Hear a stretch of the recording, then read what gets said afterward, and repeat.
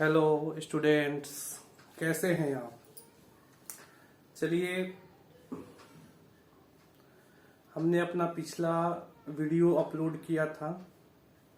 Class 10 के लिए first chapter chemistry की थी, रासायनिक अभिक्रिया और समीकरण।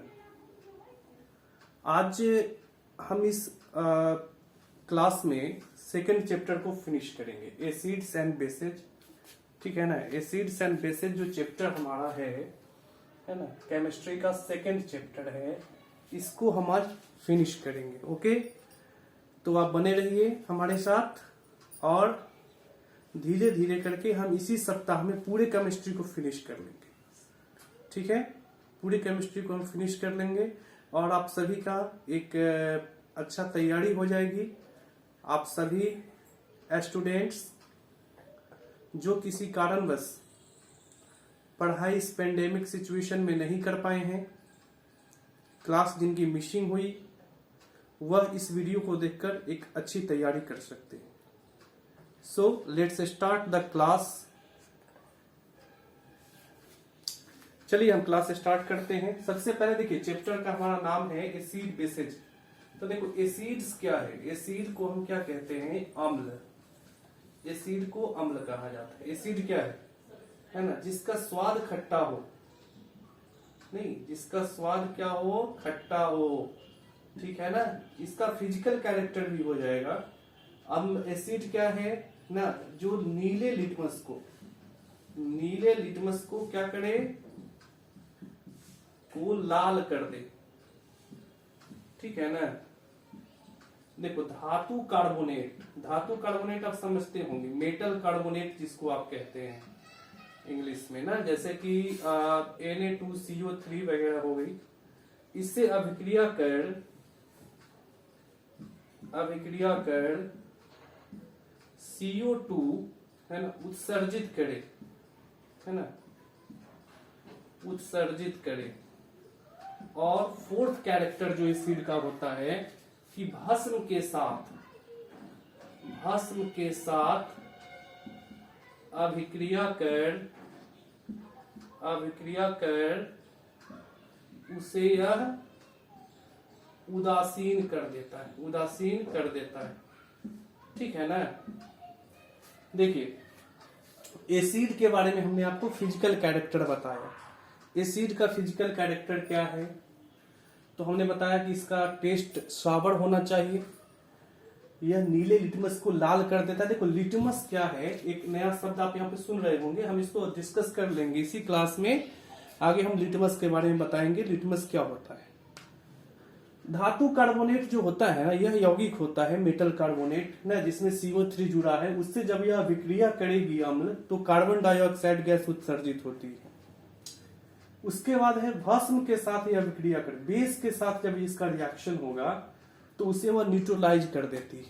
ठीक है ना। मतलब उस रिएक्शन को हम क्या कहेंगे? न्यूट्रलाइजेशन रिएक्शन कहेंगे।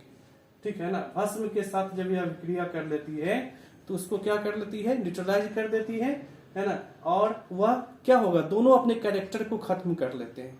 ठीक है ना। अब जैसे मान लो कि कोई अम्ल और भस्म को आप मिलाएंगे तो लवण बनता है। तो लवण का जो गुण होता है ना, यह उदासीन होता है। उदासीन का मतलब समझ रहे हैं ना, यह ना तो अम्लीय होता है ना भस्मीय होता है, ना यह एसिडिक कैरेक्टर होता है ना यह इसका बेसिक कैरेक्टर होता है। तो यह न्यूट्रलाइज होता है। और इसीलिए हम कहते हैं कि जब कभी कोई अम्ल भस्म से अभिक्रिया करेगी तो वह एक दूसरे की प्रॉपर्टी को, एक दूसरे के नेचर को खत्म कर देते हैं, एलिमिनेट कर देते हैं। तो यह अम्ल के बारे में हमारा डिस्कशन हुआ। भस्म के बारे में देखिए, भस्म का कैरेक्टर आपको हम बता रहे हैं, ध्यान से देखिए आप। भस्म का कैरेक्टर थोड़ा सा अलग है। भस्म को हम बेस कहते हैं, बेस। इसका स्वाद कड़वा होता है। देखो, अलग है थोड़ा, इसका स्वाद कड़वा होता है। यह लाल लिटमस को नीला करता है। देखो, लाल लिटमस को क्या करता है? नीला कर देता है। धातु कार्बोनेट का यहाँ पे कोई इशू नहीं है। ठीक है ना। धातु कार्बोनेट से यह रिएक्ट नहीं करता है, बल्कि क्या करता है? भस्म क्या करता है, जरा देखिए। तो भस्म क्या करता है ना, कि यह है ना छूने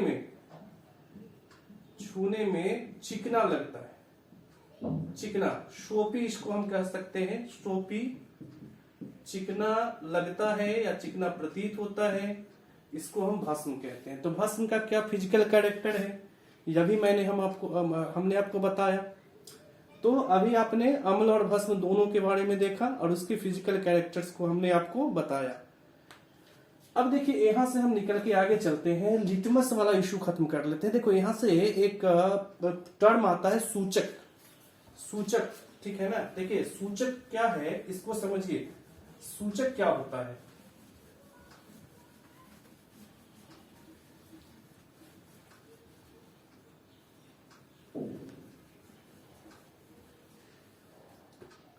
ठीक है ना, सूचक, देखो इसको हम कहते हैं इंडिकेटर। देखो सूचक को हम इंडिकेटर कहते हैं। सूचक क्या है जरा इसको समझिए। अभी आपने सीखा कि जब कभी हम अम्ल और भस्म को मिलाएंगे तो क्या बन जाएगा, हमारा लवण बन जाएगा, है ना। तो यह लवण क्या होता है, यह उदासीन होता है ना, उदासीन होता है। और इस अभिक्रिया को हम क्या कहते हैं, उदासीनीकरण अभिक्रिया, ठीक है ना। इसको हम अंग्रेजी में कहते हैं न्यूट्रलाइजेशन रिएक्शन ना। यह जो अभिक्रिया होती है, जब कभी अम्ल को भस्म के साथ मिलाया जाएगा तो अभिक्रिया उदासीन हो जाती है, रिएक्शन न्यूट्रलाइज हो जाता है और इसको हम उदासीनीकरण अभिक्रिया कहते हैं, ठीक है। अब देखिए, अब यह अभिक्रिया जब होती है ना तो कोई परिवर्तन नहीं होता है जिसके आधार पर यह जज किया जा सके कि रासायनिक अभिक्रिया हो गई, है ना, रिएक्शन जो है ओवर हो गया।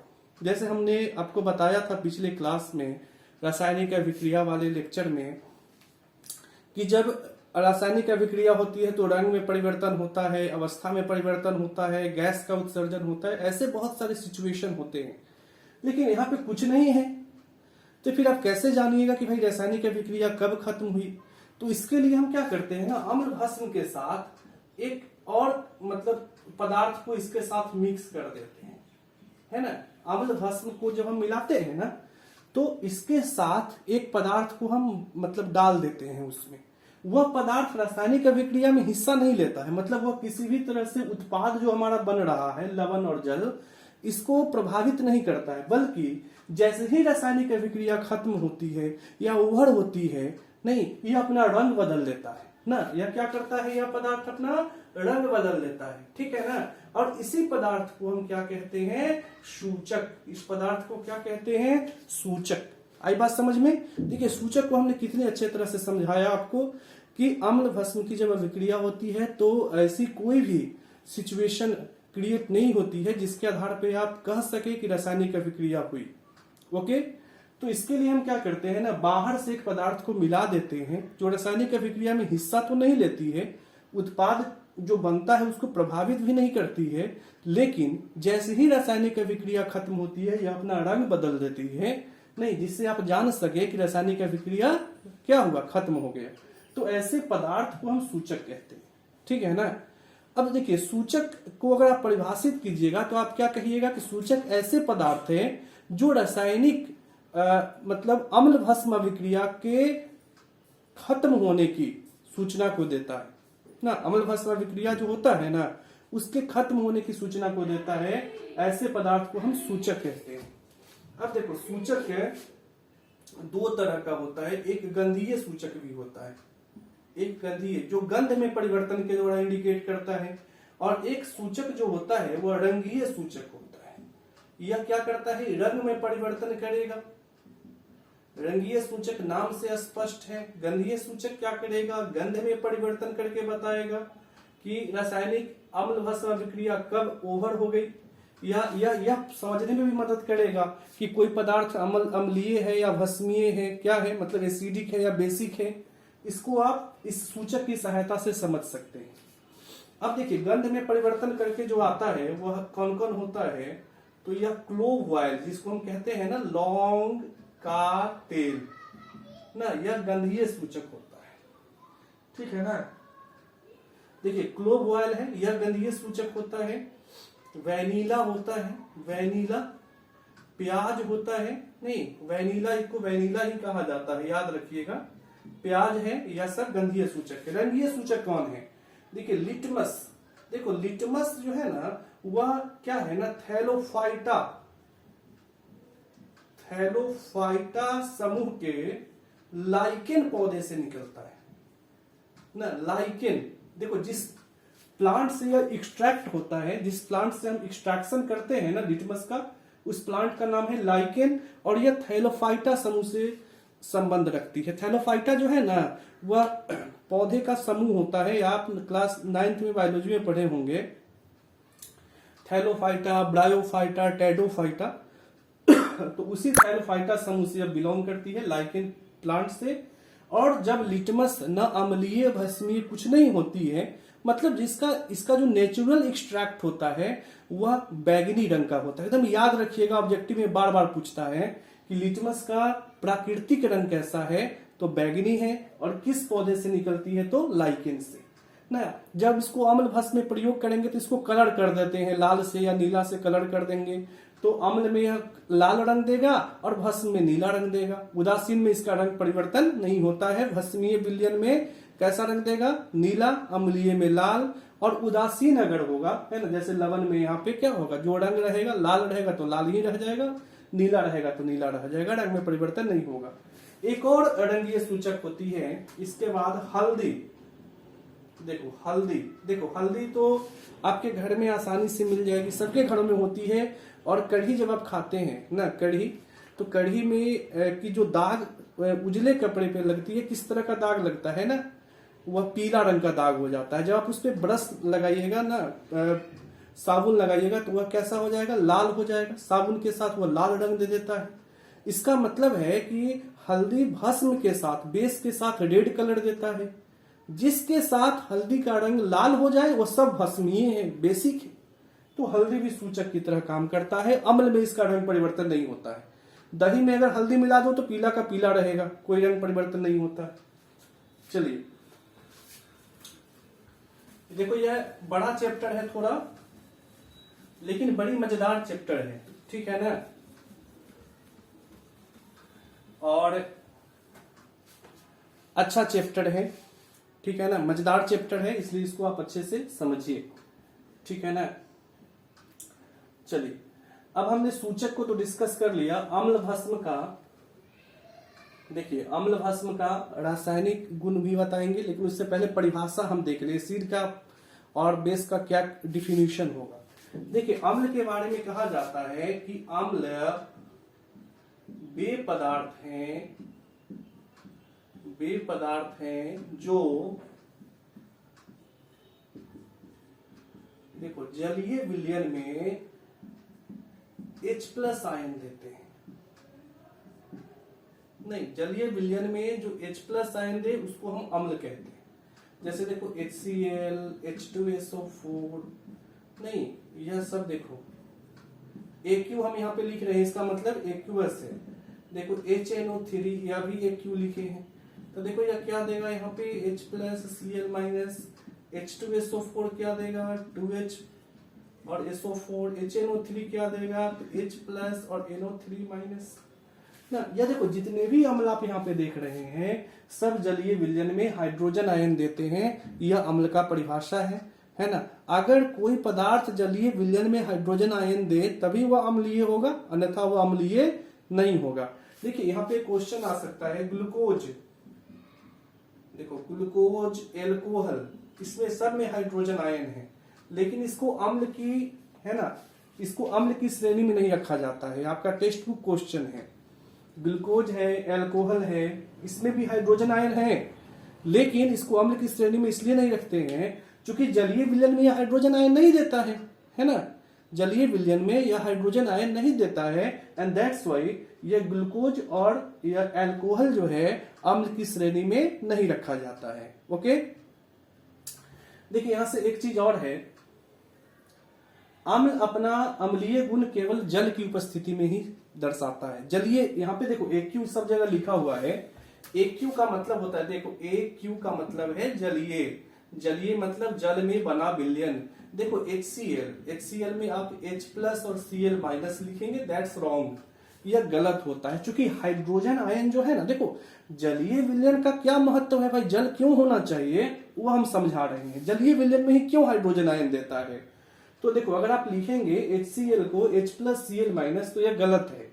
देखो यहाँ पे जलीय विलयन होगा मतलब जल की उपस्थिति अनिवार्य है।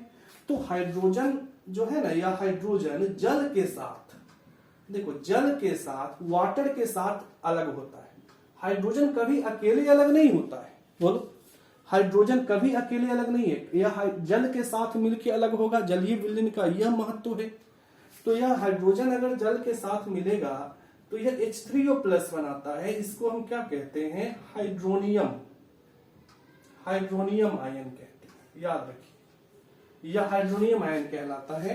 तो आप HCl को कैसे लिखोगे, अगर एक्वियस में लिखते हो तो आप लिखोगे H3O प्लस और Cl माइनस, नहीं H3O प्लस और क्या लिखेंगे, Cl माइनस। यह आपका सही है, दैट्स करेक्ट, नहीं यह सही है। तो अब देखो यहां से आपका क्लियर हुआ है ना। यहां से एक क्वेश्चन और बन सकता है कि कोई भी अम्ल है ना, कोई भी अम्ल जलीय विलयन में हाइड्रोजन आयन देता है और इसीलिए शुष्क मतलब ड्राई है ना, सूखा हुआ है ना, HCl गैस जो होता है ना वह लिटमस के रंग को नहीं बदल पाता है। क्यों, क्योंकि वहां पे तो जल होता नहीं है और जल नहीं होगा तो हाइड्रोजन अलग होगा ही नहीं। नहीं, हमेशा हाइड्रोजन जल की उपस्थिति में ही अलग होता है। मतलब आप कह सकते हैं हाइड्रोजन आयन जल के अणु के साथ मिलकर हाइड्रोनियम आयन के रूप में अलग होता है और इसीलिए जब कोई पदार्थ जलीय विलयन में नहीं होगा, वह शुष्क अवस्था में होगा, तो वह अम्लीय गुण नहीं दर्शा पाएगा और इसीलिए शुष्क HCl गैस लिटमस के रंग को नहीं बदल पाएगी। अगर यह मतलब जलीय ना लेके हम इसको गैस के रूप में ले तो यह लिटमस के रंग को नहीं बदल पाएगी। यह भी टेक्स्ट बुक क्वेश्चन है। ओके, अब यहां से भस्म का भी परिभाषा देखें। देखो भस्म का भी परिभाषा आप यहां से देख सकते हैं।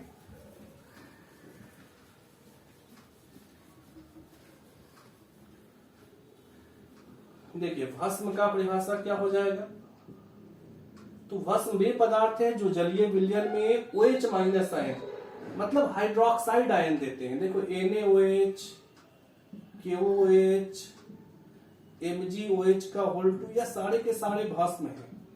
तो क्या होगा, यह जलीय विलयन में मतलब एक्वस सॉल्यूशन में हाइड्रोक्साइड आयन देंगे, इसीलिए इनको हम भस्म कह रहे हैं।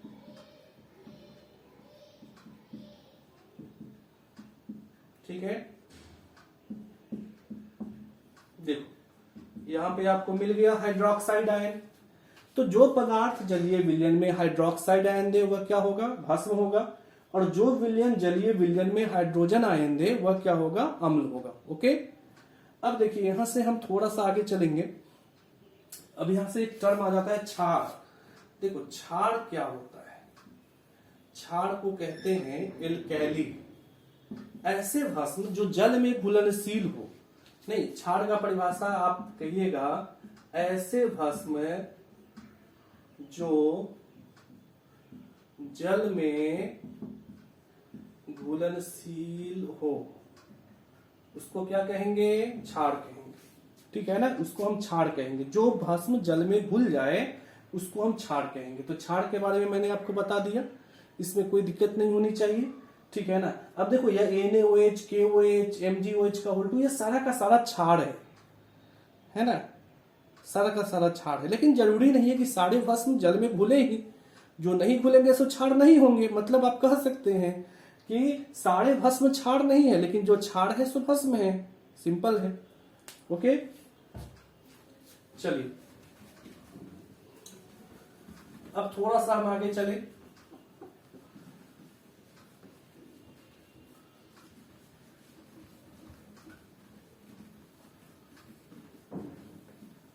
देखिए अब हम अम्लों के रासायनिक गुण, देखो अम्लों के रासायनिक गुण में अम्लों का ही इंपॉर्टेंट है। ठीक है ना, भस्म का आपका नहीं आ सकता है। अम्लों के रासायनिक गुण। ओके, देखो अम्ल अगर धातु से अभिक्रिया करेगा तो लवण बनाएगा और हाइड्रोजन गैस को मुक्त करेगा। देखो यह तनु अवस्था में अभिक्रिया करता है, तनु अम्ल। देखो यहाँ पे दो मतलब टर्म यूज हो जाएगा। अम्ल के लिए हम तनु और कभी कभी सांद्र लिखेंगे। तनु का मतलब डाइल्यूट, डी लिखा जाता है, और सांद्र का मतलब कॉन्सेंट्रेट, कॉन्क लिखा जाता है। तो देखो तनु और सांद्र क्या होता है, तो सांद्र का मतलब है कि ऐसे अम्ल जिसमें मतलब ज्यादा मात्रा में अम्ल हो और कम पानी हो। मतलब अगर 90% एसिड हो और 10% वाटर हो तो सांद्र अम्ल। और देखो तनु अम्ल क्या हो जाएगा, 90% वाटर और 10% एसिड होगा तो उसको क्या कहेंगे, सांद्र अम्ल कहेंगे। दो अलग अलग है तनु और सांद्र। तो तनु में क्या हो जाएगा, 90% एसिड 10% वाटर, और सांद्र में और तनु में आपको 90% वाटर 10% एसिड। तो अगर पानी ज्यादा हो जाए ना जी तो उसको तनु कहा जाता है। तनु का मतलब यही समझिएगा कि उसमें अम्ल कम है, पानी ज्यादा है। ओके, तो देखो अगर धातु के साथ अभिक्रिया होगी लवण की तो क्या बनेगा, सॉरी अम्ल के साथ अभिक्रिया होगी धातु की तो क्या बनेगा, लवण बनेगा और हाइड्रोजन गैस यहां से मुक्त होगी। ओके, जरा देखिए इसको, HCl है ना, इसको Zn के साथ करा दो, बड़ा अच्छा एग्जाम्पल है। Zinc chloride plus hydrogen gas release हो जाएगी, ठीक है ना, बैलेंस कर दो, ठीक है ना। देखो जिंक यहाँ दानेदार होता है, याद रखिए, ग्रैन्युलेटेड इसको बोला जाता है। जिंक यहाँ दानेदार होती है। ग्रैन्युलेटेड जिंक से डाइल्यूट HCl रिएक्ट करेगी तो हाइड्रोजन गैस मुक्त होती है। ओके, तो यहाँ जिंक कैसा होता है, दानेदार होता है, ग्रैन्युलेटेड होता है, ठीक है ना, याद रखिएगा। अगर अम्ल धातु ऑक्साइड से अभिक्रिया करेगी, देखो धातु के ऑक्साइड जो है ना प्रकृति में भस्मीय होते हैं, याद रखिएगा, मतलब बेसिक होते हैं, इसको बेसिक आप कह सकते हैं। तो इसके साथ अभिक्रिया करेगी तो क्या बनेगा, लवण और जल बनेगा। तो देखो HCl plus Na2O sodium oxide, तो क्या बनेगा, NaCl, वाटर बाहर आएगा। देखो यहाँ पे NaCl बन गया, वाटर बाहर निकल गया। नहीं, एकदम सिंपल है। जब कभी अम्ल धातु ऑक्साइड से अभिक्रिया करेगी तो लवण और आपका जल बनेगा, ठीक है ना। अब देखो अम्ल की अभिक्रिया या आप धातु कार्बोनेट से करवाएं, ठीक है ना, या धातु बाइकार्बोनेट से करवाएं, है ना, धातु बाइकार्बोनेट से करवाएं तो लवण बनेगा, जल बनेगा और कार्बन डाइऑक्साइड गैस वहां से मुक्त होगी। अम्ल अगर धातु कार्बोनेट या धातु बाइकार्बोनेट से अभिक्रिया करेगी तो लवण बनेगा, जल बनेगा, कार्बन डाइऑक्साइड गैस मुक्त होगी, ठीक है ना, यह आपका हो गया, ठीक है ना। तो इसके लिए भी हम रिएक्शन बता दे रहे हैं।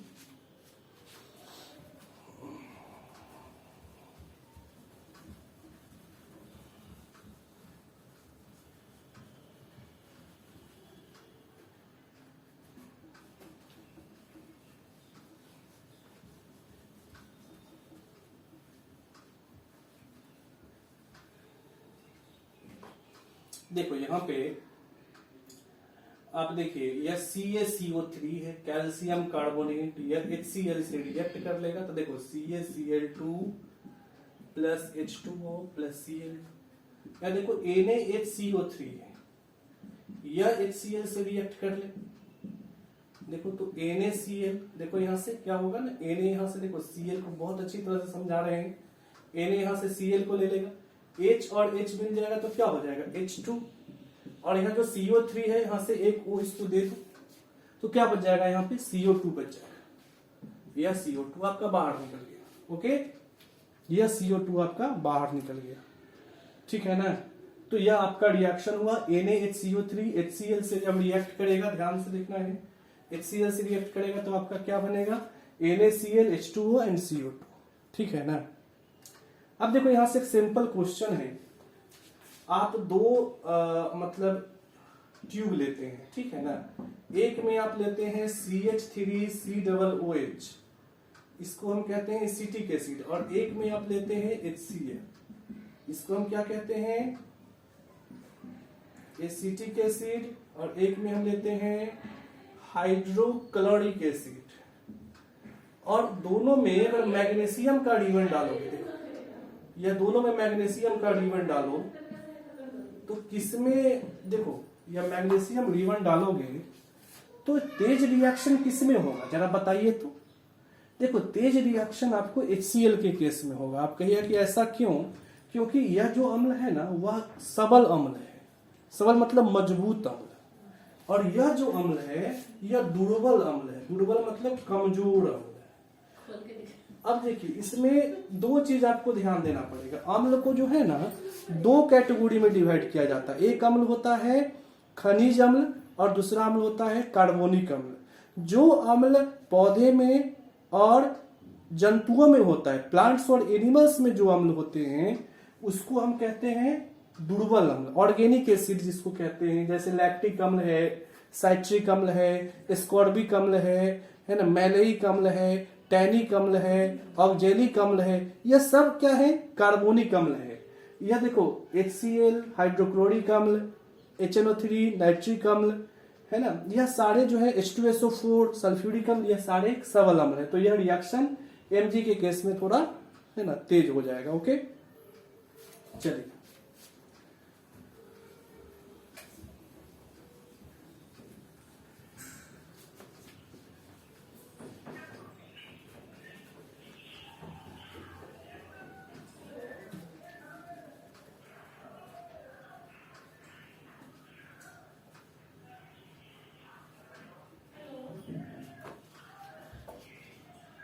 चलिए अब हम आगे चलेंगे और भस्मों का विक्रिया देखेंगे। देखो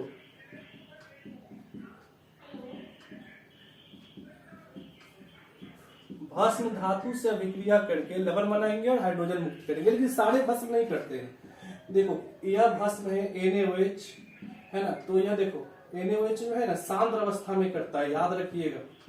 सांद्र NaOH Zn से अभिक्रिया करेगा और भी हीट करना पड़ेगा, ठीक है ना। Na2ZnO2 प्लस H2, यह क्या बन जाएगा आपका? यह बन जाएगा साल्ट सोडियम जिंकेट। अब एक रिएक्शन दोनों में कॉमन होता है कि अम्ल भस्म के साथ अभिक्रिया करके लवण जल बनाएगा, दोनों में कॉमन है, ठीक है ना। एक रिएक्शन है ना कि अम्ल भस्म से अभिक्रिया करेगा तो क्या बनाएगा? लवण जल। तो अम्ल प्लस भस्म तो क्या बनाएगा? लवण प्लस जल, दोनों में कॉमन है, ठीक है ना। भस्म में भी और अम्ल में भी। और इस अभिक्रिया को क्या कहते हैं? उदासीनीकरण अभिक्रिया। बार बार एग्जाम में आती है कि उदासीनीकरण अभिक्रिया क्या है, तो आप फट से लिख दीजिएगा ना कि अम्ल भस्म से अभिक्रिया करके लवण और जल बनाती है, इस अभिक्रिया को उदासीनीकरण अभिक्रिया कहते हैं। क्या? चलिए यहां तक क्लियर है सबका। इसका एक एग्जाम्पल देख लो, HCl प्लस NaOH अभिक्रिया जब अम्ल भस्म का होगा तो अम्ल का H और भस्म का OH मिलके क्या बना लेगा? H2O। लवण को पहले लिखना है, लवणों के लिख लो पहले NaCl प्लस H2। मतलब अम्ल का H और बेस का OH मिलके H2O बना लिया, रिमेनिंग पार्ट NaCl यहाँ पे लवण के रूप में आ गया। यह आपका रासायनिक गुण हो गया। ओके चलिए अब हम डाइल्यूशन के बारे में थोड़ा सा डिस्कस कर लें, ठीक है ना। डाइल्यूशन क्या होता है, ठीक है ना, इसके बारे में हम थोड़ा सा पढ़ लें, ठीक है।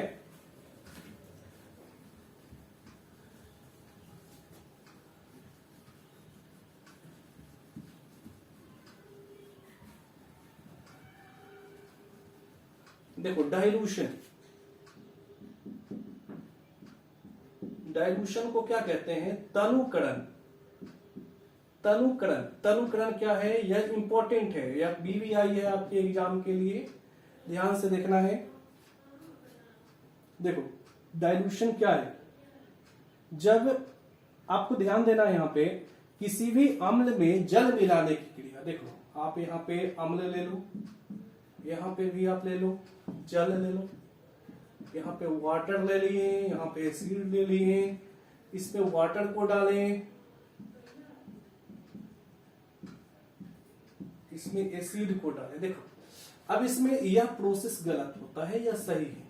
जब भी देखो तनुकरण जब भी हो ना, इसका मतलब है कि एसिड में अम्ल को अरेंज करना, मिलाना। तनुकरण का मतलब यही होता है।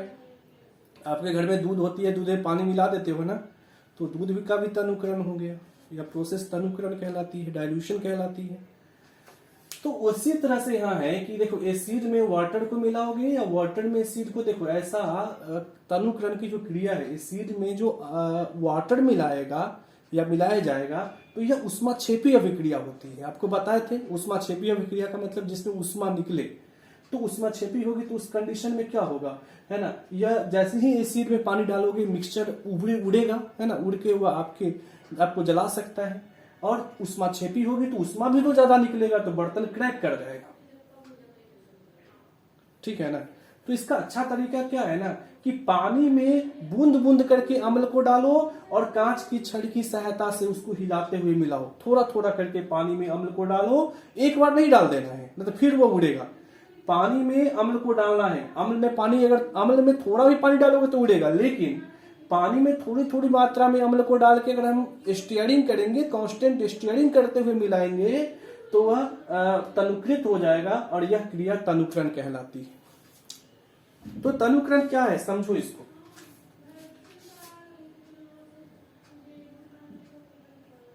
देखो जब भी अम्ल में हम जल मिलाते हैं ना, देखो अम्ल में जल मिलाने से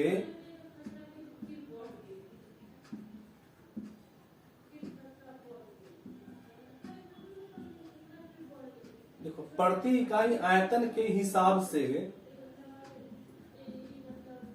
H3O प्लस या OH माइनस आयन की सांद्रता में कमी आती है। यह विधि क्या कहलाती है, तनुकरण। यह विधि तनुकरण कहलाती है, याद रखिएगा। अम्ल में अगर जल मिलाएंगे ना, या भस्म में भी मिलाओ, भस्म या अम्ल आप दोनों में कह सकते हो, अम्ल में या भस्म में, ठीक है ना, या भस्म का भी नाम ले सकते हो। तो अम्ल या भस्म में अगर आप जल मिलाइएगा तो प्रति इकाई आयतन के हिसाब से H3O प्लस अम्ल के लिए, OH माइनस भस्म के लिए वो कमी होती है। अब इसको कैसे समझो, दूध में छेना होता है ना, उसी तरह से अम्ल में H प्लस होता है, मतलब H3O प्लस होता है, भस्म में OH माइनस होता है। अब मान लो 1 लीटर भैंस के दूध में 200 ग्राम छेना है या 150 ग्राम है, सपोज दैट, ओके।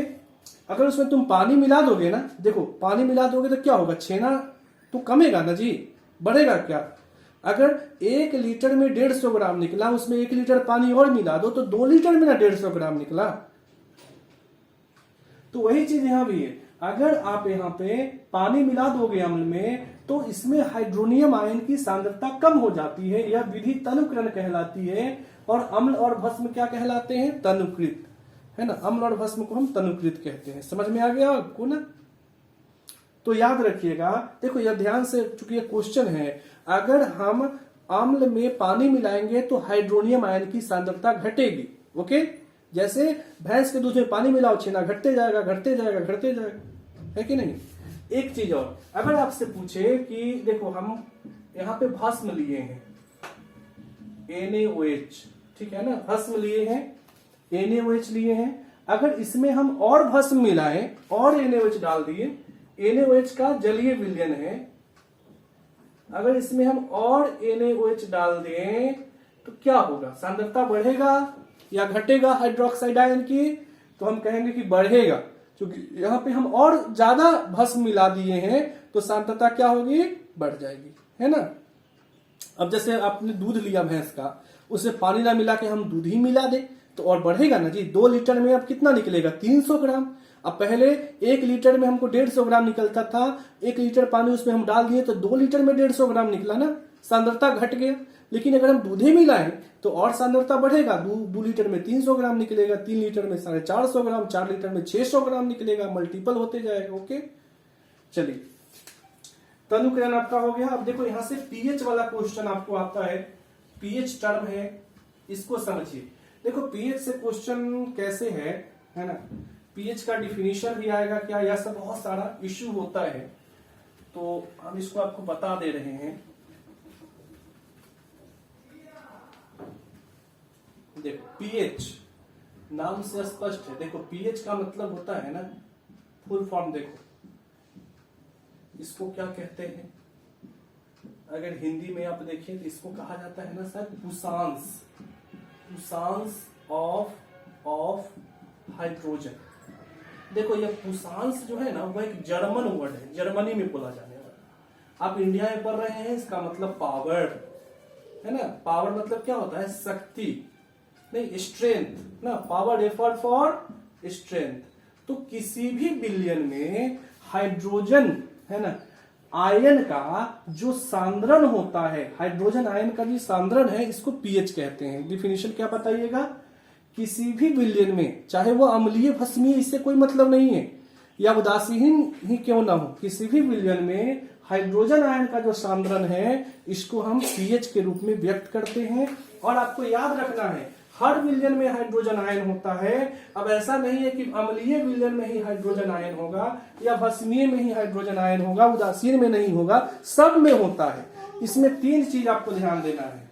अगर किसी विलयन में हाइड्रोजन आयन का सांद्रण ज्यादा हो, देखो हम इसको ब्रैकेट से घेर रहे हैं ना, इसका मतलब होता है हाइड्रोजन आयन का सांद्रण, इसका मतलब है हाइड्रोक्साइड आयन का सांद्रण। मतलब देखो सांद्रण टर्म अगर आपको कंफ्यूज कर रहा है तो आप सीधे समझिए कि किसी डिफिनिट वॉल्यूम में है ना कोई पर्टिकुलर सब्सटेंस का जो अमाउंट प्रेजेंट होता है ना, उसको सांद्रण कहते हैं। जैसे दूध में छेना, 1 लीटर दूध में कितना छेना है, ठीक है ना, इसके हिसाब से हम मेजर करें। मान लो 4-5 सैंपल हमारे पास दूध की है, तो हम मेजर कर लिए कि चलो भाई एक में 100 ग्राम, दूसरे में 150 ग्राम, तीसरे में 175 ग्राम, चौथे में 200 ग्राम, तो चौथा वाला का सांद्रण ज्यादा अच्छा है। सांद्रण इसी का मतलब होता है। तो देखो हाइड्रोजन आयन का सांद्रण अगर ज्यादा हो हाइड्रोक्साइड आयन के सांद्रण के किसी भी विलयन के लिए, तो वह एसिडिक होगा, अम्लीय। अगर हाइड्रोजन आयन का सांद्रण कम हो जाए हाइड्रोक्साइड आयन के सांद्रण से, तो भस्मीय। और दोनों बराबर हो जाए ना, हाइड्रोजन का सांद्रण और हाइड्रोक्साइड का सांद्रण बराबर हो जाए, तो उसको क्या कहेंगे? उदासीन कहेंगे। ठीक है ना। 3 सिचुएशन है।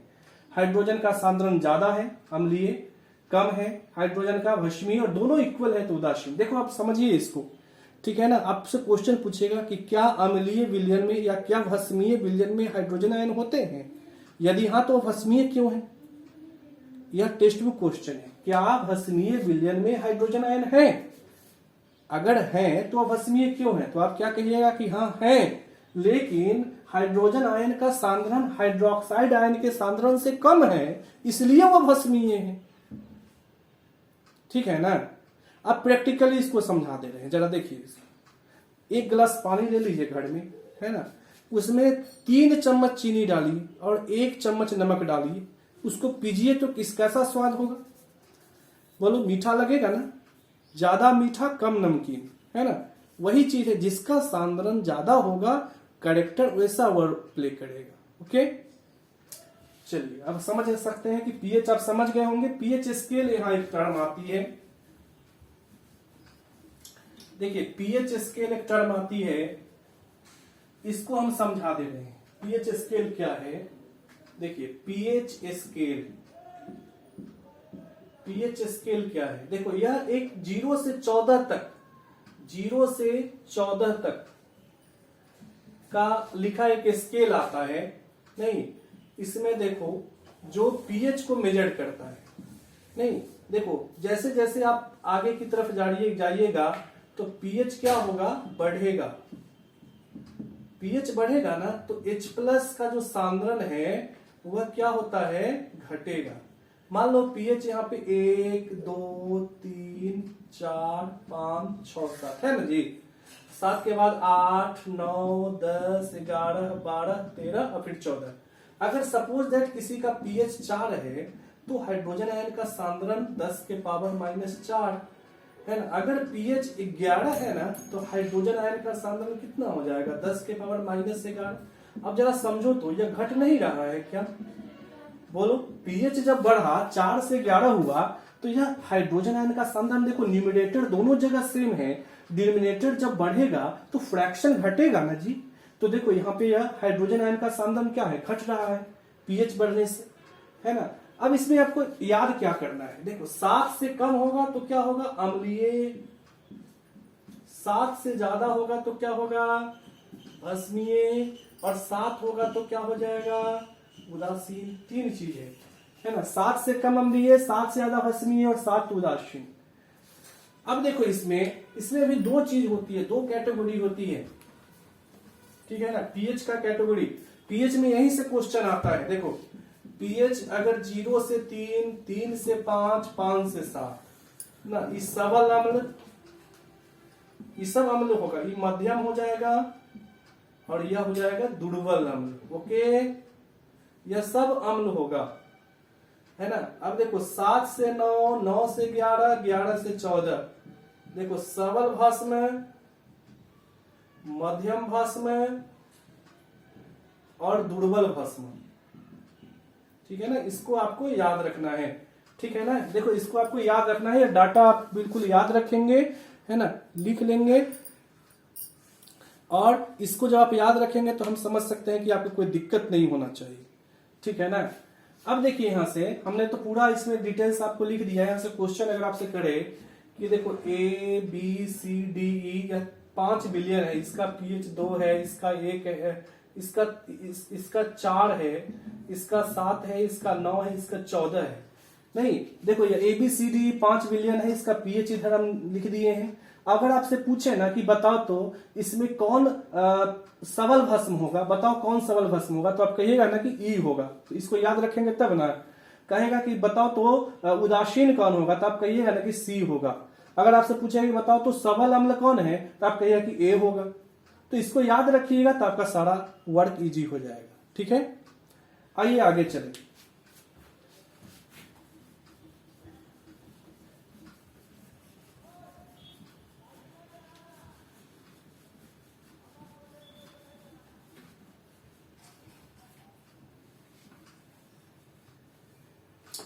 देखिए अब थोड़ा सा हम आगे आ गए हैं। अब हम यहाँ पे लवण के बारे में डिस्कस करें। देखो लवण क्या होता है ना, जब अम्ल भस्म से अभिक्रिया करेगी तो लवण बनेगा, ठीक है ना। तो इसमें एक लवण जो है ना वह इंपॉर्टेंट है NaCl। NaCl का जो जलीय विलयन होता है इसको हम क्या कहते हैं, लवण जल कहते हैं। अब कहिएगा कि यह क्यों इंपॉर्टेंट है, हम कहेंगे कि यह इसलिए इंपॉर्टेंट है क्योंकि यह बहुत सारे पदार्थ को बनाने में उपयोग होता है। जैसे हम एक पदार्थ को बना के बता दे रहे हैं, यह पदार्थ होता है कि जब लवण जल से विद्युत पास करवाएगी ना, विद्युत धारा पास करवाइए तो क्या होगा, जरा देखिए ध्यान से, NaOH बनेगा, हाइड्रोजन और क्लोरीन। देखो यह रिएक्शन मैंने आपको बताया, सोडियम हाइड्रोक्साइड भस्म बनाने की अभिक्रिया है। इस अभिक्रिया को हम क्लोर क्षार अभिक्रिया कहते हैं ना। यह जो अभिक्रिया हमने लिखी है इसको क्या कहेंगे, क्लोर क्षार अभिक्रिया। अब कहिए कि क्यों कहेंगे, तो क्लोर का मतलब क्लोरीन और क्षार का मतलब NaOH। अभी बताए हैं क्षार के बारे में इसी क्लास में। तो चूंकि इस अभिक्रिया में देखो क्या होता है, क्लोरीन बनता है, क्षार बनता है, इसलिए इसको हम क्या कहेंगे, क्लोर क्षार अभिक्रिया। इसमें आपको यह अभिक्रिया याद रखना है और इस सब का गुण याद रखना है। जैसे अब NaOH का कहाँ यूज होता है ना, पेट्रोलियम के शुद्धिकरण में यूज होता है, कागज उद्योग में, साबुन अपमार्जक बनाने में। क्लोरीन का यूज कहाँ होता है, PVC बनाने में, है ना, स्विमिंग पूल में, ब्लीचिंग पाउडर बनाने में, है ना।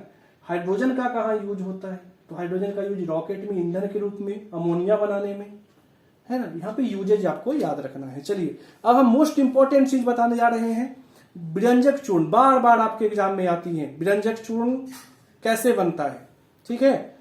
विरंजक चूर्ण कैसे बनता है और इसके उपयोग को लिखें ना, गुण के बारे में नहीं आता है। विरंजक चूर्ण बहुत इंपॉर्टेंट है ना, मोस्ट इंपॉर्टेंट टॉपिक्स है। देखो 2 से ज्यादा क्वेश्चन आने की उम्मीद है, एक विरंजक चूर्ण से और एक प्लास्टर ऑफ पेरिस से। तो देखो विरंजक चूर्ण का फार्मूला क्या है, फार्मूला भी याद रखना पड़ेगा, CaOCl2 या इसको आप CaOCl होल Cl। देखो इसमें हम क्या करते हैं कि अगर हम शुष्क बुझे हुए चूने पर, शुष्क बुझे हुए चूना, शुष्क बुझा हुआ चूना ले लें और उसमें हम 40 डिग्री C पर क्लोरीन गैस प्रवाहित करवाएं तो हमारा विरंजक चूर्ण बनता है। नहीं, शुष्क बुझे हुए चूने पर 40 डिग्री सी पे अगर हम क्लोरीन गैस को प्रवाहित करवाएं तो हमारा क्या बनेगा, विरंजक चूर्ण बनेगा, CaOCl2 जिसको हम कहते हैं, यह विरंजक चूर्ण हमारा बन जाता है। इसका उपयोग क्या है, तो देखो इसका उपयोग होता है आपको कागज उद्योग में, लॉन्ड्री में उपयोग होता है ना, धुले हुए कपड़ों के विरंजन में इसका उपयोग होता है, पानी को शुद्धिकरण में, है ना, यह सब इसके यूजेज हो जाते हैं, ठीक है ना। चलिए अब हम अगले यौगिक की तरफ चलते हैं। नहीं, इसमें एक यौगिक होता है बेकिंग सोडा। देखो बेकिंग सोडा से उपयोग से क्वेश्चन आता है, बेकिंग सोडा का कहाँ कहाँ उपयोग होता है।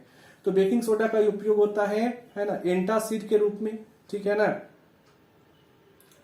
और इसका उपयोग कहाँ होता है बेकिंग सोडा का, ठीक है ना, सोडा अम्ल अग्निशामक बनाने में। सोडा अम्ल अग्निशामक मतलब आग बुझाने वाली जो मशीन होती है ना, उसमें बेकिंग सोडा का उपयोग होता है, ठीक है। उसके बाद आपका आता है यूजेज से क्वेश्चन आ सकती है। उसके बाद आपका हो जाता है धोवन सोडा। नहीं देखिए, बेकिंग सोडा धोवन सोडा हम बोलते जा रहे हैं, हम फार्मूला भी लिख दें ताकि आपको फार्मूला याद रहे। देखिए यहाँ पे बेकिंग सोडा, बेकिंग सोडा होता है NaHCO3, और धोवन सोडा का जहां तक सवाल है यह होता है Na2CO3 10H2O। देखो इसको हीट करने का क्वेश्चन आता है कि क्या होगा जब हम इसको हीट करेंगे, ठीक है ना। जब इसको हीट करोगे ना, देखो Na2CO3 plus H2O plus CO2 gas release होगा। तो इसका उपयोग हमने बताया है ना, इसका उपयोग होता है बेकिंग पाउडर बनाने में। देखो बेकिंग पाउडर जो होता है ना, यह खुद नहीं होता है, बल्कि बेकिंग पाउडर में बेकिंग सोडा के साथ टार्टेरिक अम्ल होता है। बेकिंग सोडा तो क्या होगा, चूंकि प्रकृति में भस्मीय है, कड़वा स्वाद होगा, इसको केक में रख दीजिएगा तो केक खराब हो जाए, तो इसमें हम टार्टेरिक अम्ल मिला देते हैं। धोवन सोडा जो है कपड़ा धोने में यूज होता है, नाम से स्पष्ट है। नहीं, और पानी की अस्थायी कठोरता को दूर करने में, बोरेक्स के निर्माण में होता है। बोरेक्स सोडियम का यौगिक होता है जिसका फॉर्मूला है Na2B4O7। ओके, चलिए अब यहां पे एक टर्म आपका पूछता है क्रिस्टलन का जल क्या है, क्रिस्टलन या रवाकरण का जल, ठीक है ना, परिभाषित करने के लिए आ सकता है। देखो रवाकरण का जल,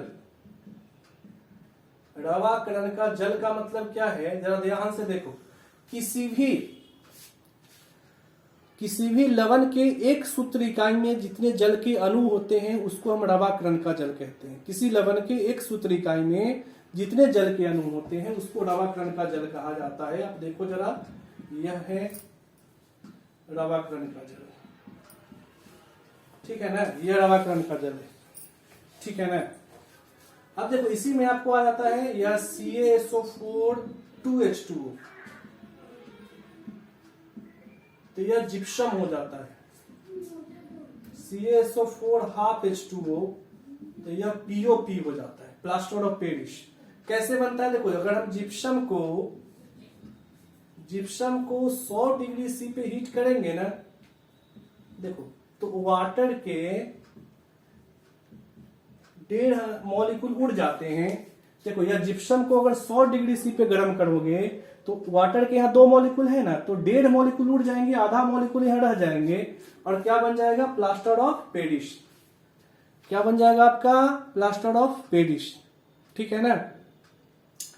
तो यह प्लास्टर ऑफ पेरिस होता है ना। इसको हमेशा ऐसे बर्तन में रखा जाता है जिसमें नमी ना हो, नमयुक्त बर्तन में मतलब नहीं रखते हैं हम इसको, है ना। नमयुक्त बर्तन में रखिएगा तो या फिर जम के हार्ड हो जाएगा, कैसे सीमेंट जम के हार्ड हो जाता है। अगर हम इसको नमयुक्त बर्तन में रखेंगे ना, नमी वाले बर्तन में, तो देखो यह जल के साथ मिलके क्या बना लेगा, फिर से जिप्सम बना लेगा। फिर से आपका क्या बन गया, जिप्सम। इसका यूज कहाँ होता है, तो देखो फटाफट आप इसके यूज को लिख लेंगे। इसका यूज होता है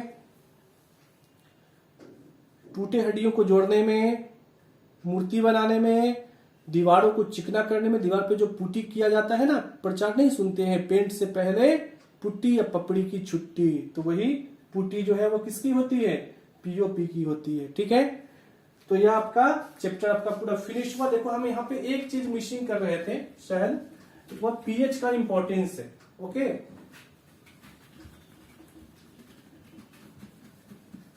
एक चीज हम यहाँ पे मिसिंग किए हैं वो पीएच का इंपॉर्टेंस है। देखो इंपॉर्टेंस ऑफ पीएच,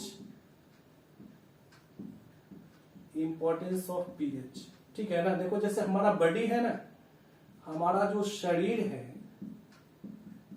ठीक है ना, वर्षा जल है का पीएच अगर 5.6 से कम हो जाए, है ना, दंत क्षय है, दंत क्षय तब होगा जब पीएच 5.5 से कम हो जाए।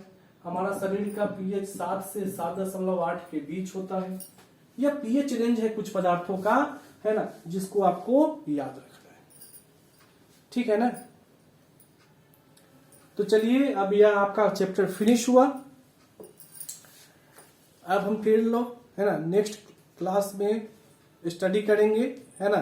तब तक आप इसको देखिए, और कोई भी अगर आपको प्रॉब्लम है तो कमेंट बॉक्स में आप जरूर लिखें और हम आपके प्रॉब्लम्स को दूर करेंगे। Thank you.